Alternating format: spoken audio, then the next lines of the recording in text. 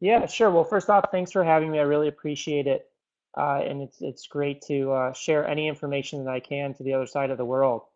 So my background, I've been in digital for about 15 plus years, and my background is a little bit different in the fact that it's extremely diverse, in that I pretty much have touched every aspect of digital over the years because I'm of the mindset that I want to be constantly testing, learning, and trying new things. So I first started off in the entertainment industry, in digital studios. So I was overseeing the theatrical uh, marketing strategy of films ranging anywhere from 15 to $100 million budgets, to also working directly with directors and actors on how to further syndicate their brand online, to looking at different ways that we can monetize our film libraries. From there, I really wanted to explore the world of being an entrepreneur, so I left working for those movie studios and started building technology platforms that I was licensing back to media companies such as Viacom, MTV, Vice, Yahoo, Paramount. And I built several different technology platforms, one that monetized consumer to consumer communication through social networks, another that was a platform that could dynamically write code for you. And those partnerships really opened up the opportunity to work with some of the largest celebrities in the world, because partnering with an MTV or a Viacom, they had relationships with these celebrities and they were trying to foster them. So that's where it opened up the doors to work with major celebrities, athletes, entertainers, and helping them foster their online presence, engage their audience, and build communities. From there, I started diving pretty deep into the social paid media space. So I helped advise to build one of the largest social paid optimization firms in the world, where essentially we would monetize or we would optimize social paid spend for Fortune 500 and 100 companies. And primarily, we started with YouTube's TrueView ad unit. And from there, we diversified to other platforms. And that was really an eye-opening experience because we were working with some of the largest brands in the world, and I would constantly see them coming to us with a piece of content that they would spend hundreds of thousands, in some cases millions of dollars on, and then they would want us to run a marketing campaign spending another $1 million against a specific audience or demographic. Let's just say, for this example, it's males 35 to 50 years old. And when you would ask them, well, how do you know that this piece of creative is actually going to resonate with this audience, to the fact that you're willing to risk millions of dollars on it, 9 times out of 10, they wouldn't have the analytics or data to support that decision. So I decided to leave working in that company and start building a set of testing methodologies and predictive calculations on top of the Facebook platform that would allow me to test and scale, or test at scale, different content themes, formats, and stories, and really understood what it would take to get people to resonate with a specific piece of content. More specifically, what specific demographic and psychographic profiles would have a higher propensity to share a brand message or a brand piece of content. Because really, when I look at social and digital, one of the key KPIs that I really am fascinated by and focused on is shareability. How can you get people to share your content for you? Because I've just seen the tremendous amount of success with that.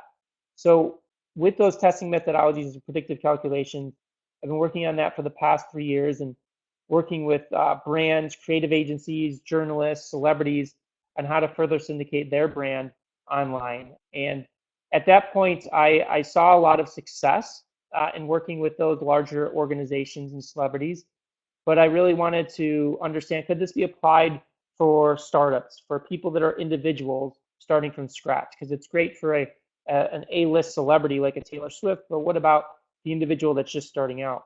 And I knew that the only way to really understand whether that was possible was to run a test and an experiment.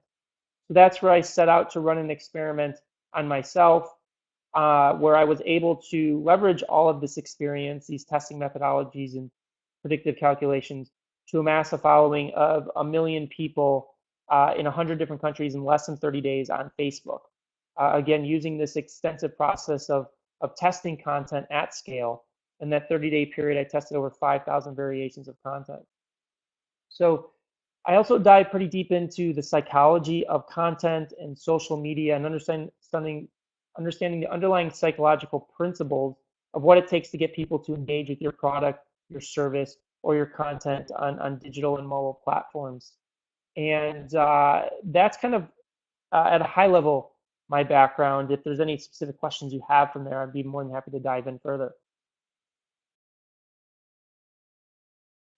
So thank you for the detailed explanation. So what's Opt-in? You are also entrepreneur, I think, a founder of Opt-in. So should you give us some information about it as well? Yeah, sure. So Opt-in kind of came out of, so I have a book being published in October of this year, and that process was really fascinating to me because a big portion of the book is me going off and interviewing the top minds around the world on digital and business growth strategy. And what I realized from that is that that's how I learn, is I go out and meet the smartest people possible and ask them questions and learn from their experiences. And that's what I did in the book. And then also I worked with some of the top journalists here in the United States with the testing methodologies that I built, and basically figured out a way to reverse engineer the art of the interview for digital platforms, to take long form interviews and first deconstruct them down to bite-sized information so that you could test them at scale, and learn what variations of an interview are working to drive traffic back to watch the full interview. So I really applied all of those experiences, and I thought, well, I have access to some of the smartest people in the world through the 15 years of experience I have in this space. Why don't I launch a platform where I'm giving access to the smartest minds in the world on their growth strategies, their digital strategies, in addition to giving myself an opportunity to connect with people in a different way and giving people access to the strategies that I used over the past 15 years and what I've learned, how I generated 1 million followers in 30 days, how I worked with some of the top celebrities and what I've learned from them. So they basically decided to build Opt-in as an access point where people can really get information from the top minds around the world on how to grow their startup, how to grow their brand, and how to essentially access the top strategies from around the world. I think book is already in pre-order at Amazon. So how is the book, and should you give us a little kind of brief information before it comes to the market? 1 million followers, how I built a massive social following in 30 days. Yeah, sure. Yeah, so it's available for pre-order on Amazon right now. And so the book is first centered around that case study that I told you about, how I generated 1 million followers in 100 countries in 30 days. So that's the first part of the book. And then again, I went out and interviewed some of the top colleagues that I've worked with, or partners or friends of mine that have done some truly amazing things in the digital space. So I interview my friend that's the chief product officer at FabFitFun. It started with them when they were only at 10,000 subscribers, paying subscribers. Now they're about to hit 1 million paying subscribers, and they're generating hundreds of millions of dollars in e-commerce revenue. So he breaks down that strategy. I interviews Julius Dean, who's one of the top influencers in the world, the top magician influencer that was able to amass a following of 15 million followers in 15 months, and how he was able to achieve that. In addition, I interview some of my friends that worked at the movie studios that were the head of analytics and data, and how they look at targeting and engaging specific audiences. I interview some of the top movie producers in the world, how to tell compelling stories around your product or your service or your startup. So I really wanted to make sure that I could provide not just my information and my strategy, but in-depth strategies so that you have a choice, because not every strategy or approach is right for every startup or for every brand or for every company. So that's where I really wanted to go out there and collectively get the smartest minds out there to share their strategies and stories.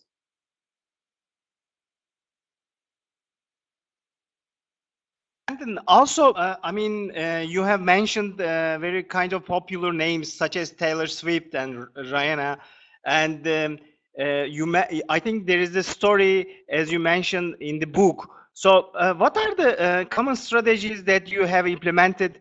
For example, the startups maybe also get a benchmark from their strategies or tactics. Yeah, it's a great question. Uh, First off, it depends on your startup and what you're trying to achieve, because obviously there's startups that are focused on just building traffic. There are startups that are trying to build a community. There are uh, startups that are focused on e-commerce and driving direct correlation to transactions. So it's first really understanding what is your goal for your startup, and then what is it a KPI measure against? Is it traffic? Is it number of purchases? Is it number of downloads? And once you have that KPI, then you can create and craft a strategy specifically around that. One of the specific things that I learned from working with Taylor Swift early on was that she grew her fan base herself one by one in the beginning. And she understood the importance of fostering one-to-one communication with her fans. She understood that with each fan that she responded to in the comment, with each autograph she took, with each photograph she took with a fan, not only did it turn that fan into a fan for life, but it also turned that fan into a brand advocate, somebody that was now willing to share Taylor's brand, Taylor's message, Taylor's music, Taylor's merchandise with all of their friends and their social connections.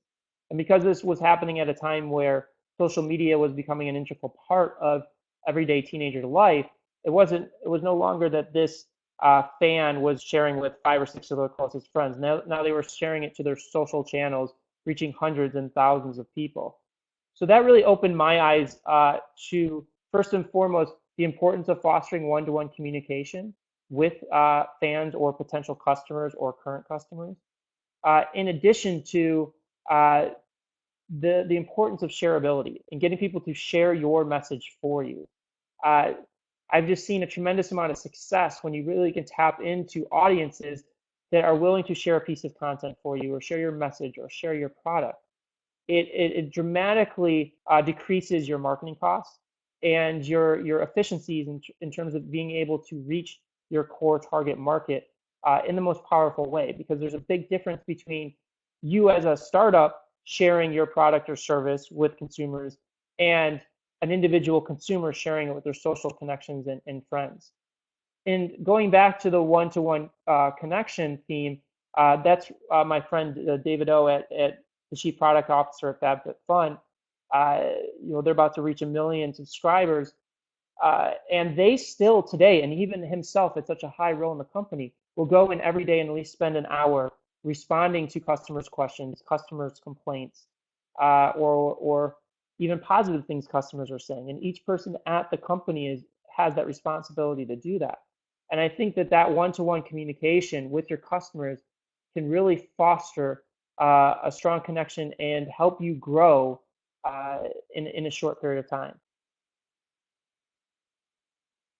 Um, One of the hardest part of this growth, in my point of view, most of the startups thinks that one-to-one communication is not scalable, or in my point of view, from my experiences, most of the startups think that they should go mass and doing a kind of social media with millions of followers in a kind of short time. As you mentioned, one connection is more important in Taylor Swift's experience. So, what do you think that the startups' common mistakes when they wanted to start the growth strategies in their early stages? What are the 3 common mistakes they especially do? You have already experiences with lots of startups and also lots of companies as well. So, from your experiences, should you share us some common mistakes? Sure. First, to answer the first part of your question in terms of scalability of one-to-one interaction, sure, if you have 1 million followers, there's no way that you could respond to every single one of those 1 million followers. And in Taylor Swift's instance, what we ended up doing is we ended up building a community where fans could communicate with each other so that they could connect with other fans in that capacity. With that said, Taylor still to this day tries to reach out to as many fans on an individual basis as possible. There's at one point where she decided to do a 13-hour autograph session for her fans, and I think like 3,000 fans showed up, and she ended up staying for 19 or 20 hours until she met every single one of them. So yes, you're not going to get to a point where you are responding to a million customers unless you're generating significant revenue, in which case you should have a customer service uh, system in place that you can communicate with each of them. In addition, chatbots and artificial intelligence are getting to a place where that technology can at least take that initial step to really answer some of the preliminary questions and respond in a short period of time before it is transferred to somebody internally within the company.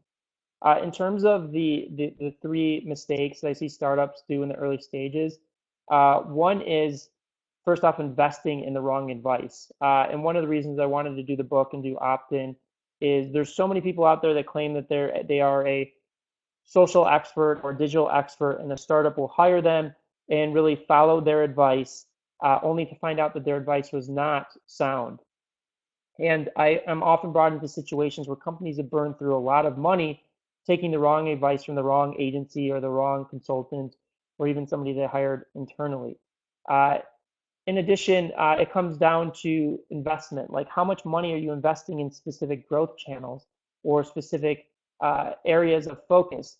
What I always like to do is spend the least amount of money possible to test and validate a specific growth channel or marketing channel, or even investing in a specific direction with a product before you go full force into it.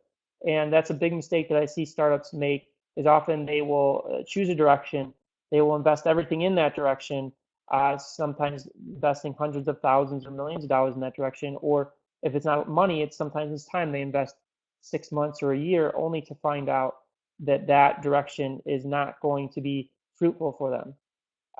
And then I think the other marketing mistake or mistake that I see goes back to the first point, is that like, let's just say you start with Facebook ads as a growth channel.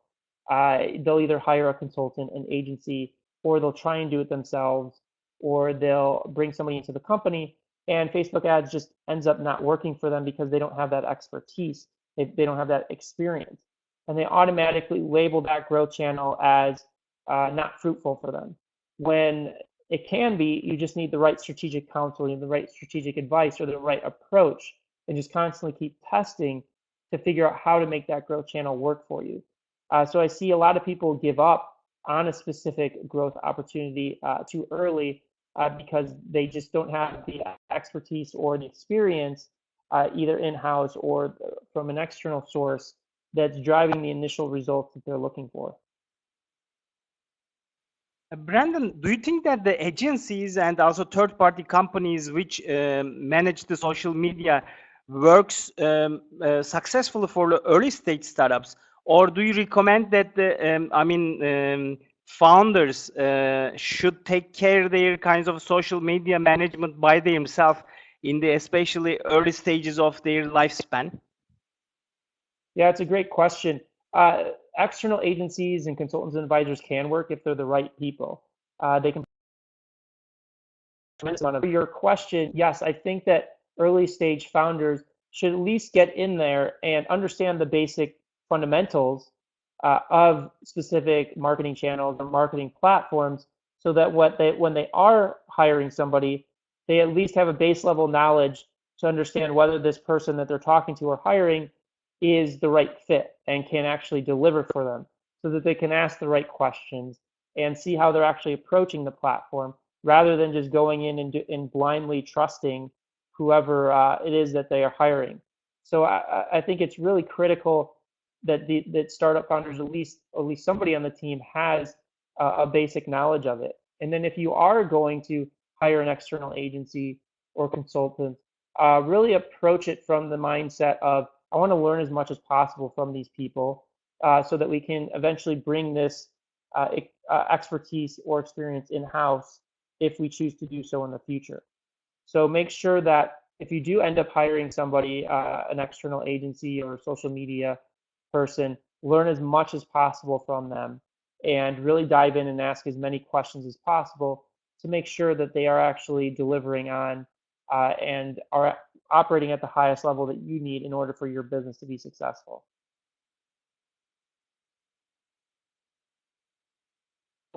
Fail fast and success faster. Do you think that this is implementable on the digital marketing and growth strategies? Should you fail fast to enable to grow fast?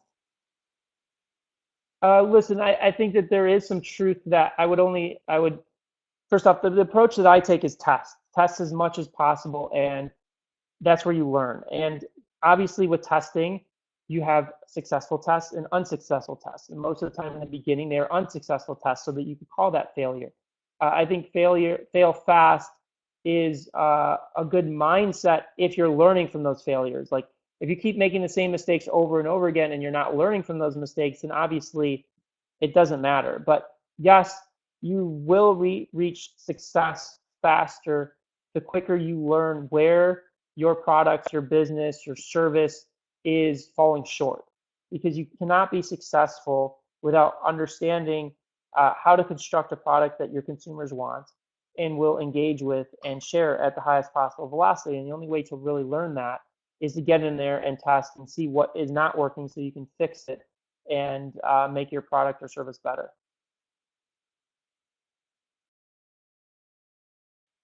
Corporations and enterprises are on the social media and their founders as well, such as Elon Musk, Jeff Bezos, usually are live on social media. And there is a connection between their brands and their personal identities on the social media. What do you advise, especially these kind of companies or, I mean, corporations to be online and to be seen on the social media? What are the strategies for them? Yeah, I mean, first off, when you mention Elon Musk and Jeff Bezos, I would first point out that when they started, they weren't really a face of the company. Yes, they were always the founders, but like Elon Musk and PayPal, he was behind the scenes. Jeff Bezos in the beginning, he was not front and center of Amazon. He was focused on building Amazon. So if you're a founder, I think it's important and critical that your product or your service or your company has a voice and is a clear and consistent voice. Consistency is definitely key. As to whether or not it's the voice of the CEO, it just depends on the company. There are still companies out there that are really successful that don't really have that same type of presence as an Elon Musk or a Jeff Bezos. It's really the product or service that is the voice. For going back to FabFitFun, their CEO is not necessarily out there front and center talking to customers because they're not as big as an Amazon or a SpaceX or a Tesla. But that's really up to the founder. If they want to be front and center, they want to be that voice, that's great. The biggest piece of advice that would be is just make sure you're consistent. Make sure that brand consistency is there because you do not want to confuse the customer. In addition to the fact, don't run away from negative comments, from negative advice, which is hard. So you've got to understand as a startup founder, if you want to be that voice in front and center, you're going to get negative feedback. You're going to get haters out there. And you've just got to understand how to deal with it and not necessarily run away from it. Because if there's an issue that your product or service is coming up through your customers, you need to be able to use that information because it's the most valuable information that you can get and articulate to your customer base how you plan to fix that and address it. Do you think that, I mean, extend to my previous question, do you think that Jeff Bezos or Elon Musk are doing the social media on their strategy basis or just as they are? I mean, organically, whatever comes to their minds, do they share? Or do you think that their kinds of presence is valuable for their brands as well?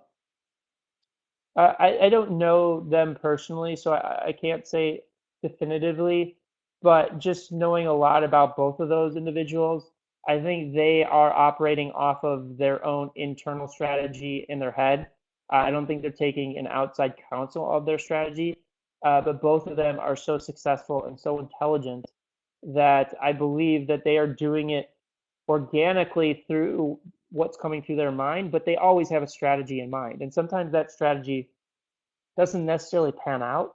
For example, Elon Musk got a lot of flack recently for trying to help the kids trapped in the cave and rescue them through some technology that he was trying to deliver. And he got a lot of flack from people saying it was a PR stunt, which I don't believe. I think that Elon Musk was really trying to help out. But even the smartest people uh, miscalculate on strategy. And that's, no matter how successful you are, you're going to miscalculate. You're going to take some missteps. But with those individuals, I think it really is organically. I don't think that they are using, obviously they have a publicist for their companies, but I think that they say what they say when they want to say it, whenever it comes to their mind.